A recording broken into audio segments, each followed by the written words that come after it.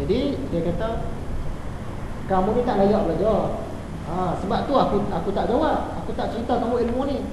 Tapi kalau betul ada orang yang datang tu layak terima ilmu ni, aku tak mengajar memang layaklah aku kena kekal api neraka.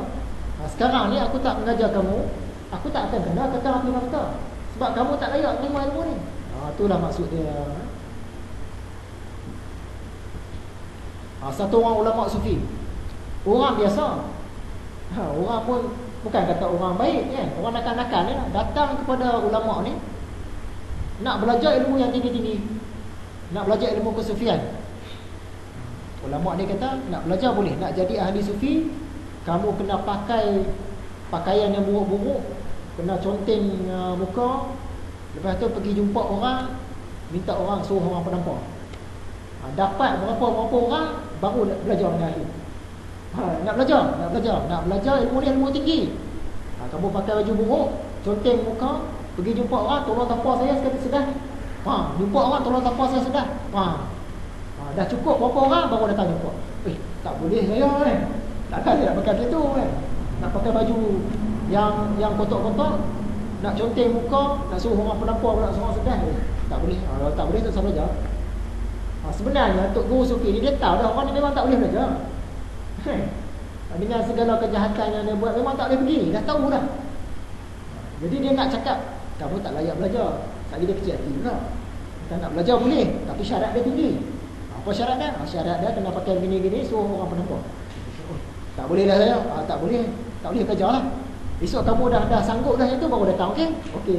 Jadi hubungan tu baik. Padahal dia nak kata tak boleh. Macam Sultan Mahmud peminang Puteri Gunung Ledang, dia nak kata saya tak mau kahwin dengan Sultan Mahmud, tak boleh. Sebab Sultan Mahmud ni dia jenis pemengis.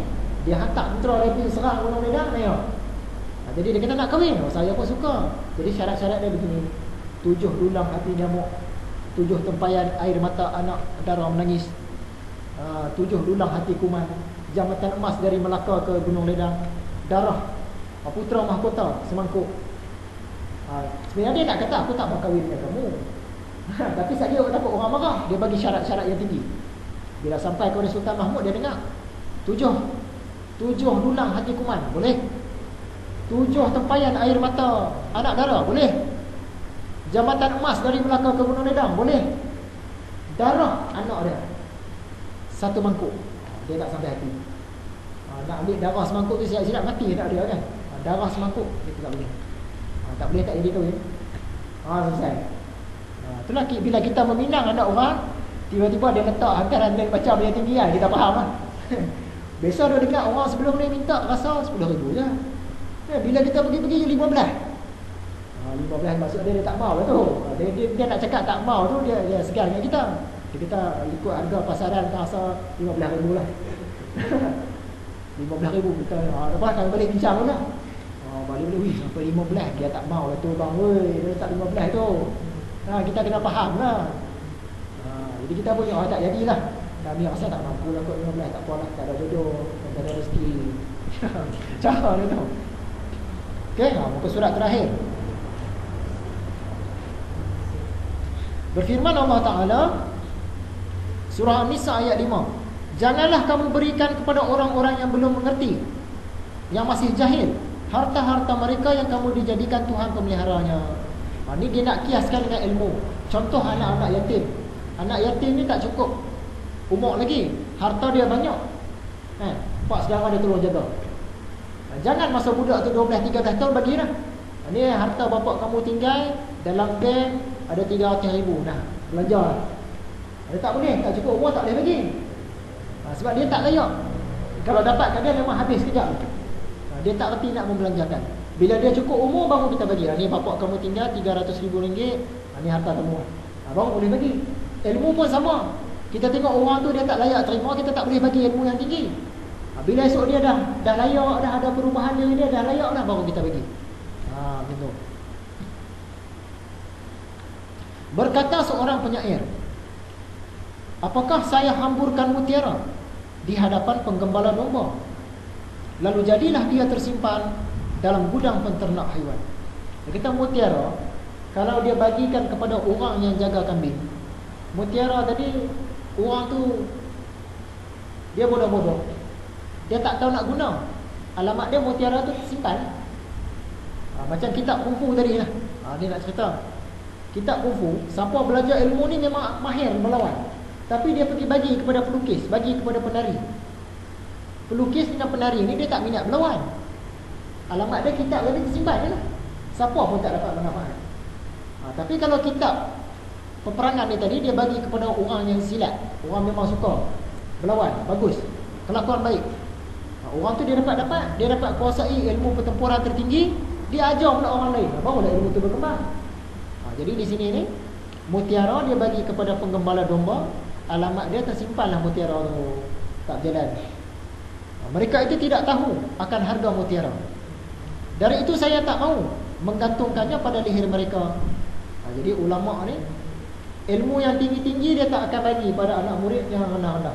Bila anak murid tu dah naik tingkat dia, baru dia bagi. Kalau kiranya Tuhan mencurahkan belas kasihan, lalu kedapatan ahli ilmu pengetahuan, saya akan siarkan ilmu berfaedah, saya akan memperoleh cinta maha-maha. Kalau datang satu orang yang memang layak terima, barulah dia nak bagi. Kalau tidak begitu, biarlah tersimpan dan tersembunyi dalam dadaku. Memberikan ilmu kepada orang yang bodoh adalah menyia-nyiakan, tak mau memberikannya kepada yang berhak adalah menganiakan. Kalau orang yang datang tu orang tak layak terima, jangan bagi. Kalau yang datang tu layak terima, kita wajib bagi. Kalau tak bagi, akan kena kekang api neraka. Jadi sekadar itulah kita punya perkongsian malam ini. Setakat ini kita sudah belajar 6 adab-adab seseorang guru. Yang pertama, dia kena kasihkan anak murid dia macam keluarga dia. Yang kedua, dia kena mengajar betul-betul ikhlas, tak mengharapkan apa-apa balasan. Yang ketiga, dia kena kawal pembelajaran murid-murid supaya murid-murid ini tak melompat pembelajaran, takut nanti salah jalan. Yang keempat, guru-guru dia nak tegur anak murid ni dengan kiasan, dengan cara baik-baik, dengan nasihat. Cara marah, cara rotan, cara hukum tu kemudian dah belakang-belakang lah. Jangan asyik marah, asyik hukum, dan lama-lama anak murid ni dia hilang hormat. Yang kelima, satu-satu orang guru dia tak boleh memperlekehkan ilmu-ilmu yang lain. Contohnya dia ajar ilmu tasawuf, dia kata buat apa belajar tauhid dengan fiqh. Ni tasawuf ni, tauhid dengan fiqh ni ilmu rendah-rendah, tak payah. Sepatutnya dia lah yang mendorong anak murid dia belajar tiga-tiga tu serentak, seimbang kan. Dan tugas yang keenam, guru harus menyingkatkan pelajaran menurut tenaga pemahaman si murid. Kalau murid tu dia boleh pergi setakat tara tu je, setara tu lah ajar. Lebih sikit tak apa, jangan lebih banyak. Dah tahu dia tak boleh pergi, kita ajar lebih banyak juga. Dia satu yang sia-sia. Dia saya sekadar itu saja perkongsian kita pada kali ini.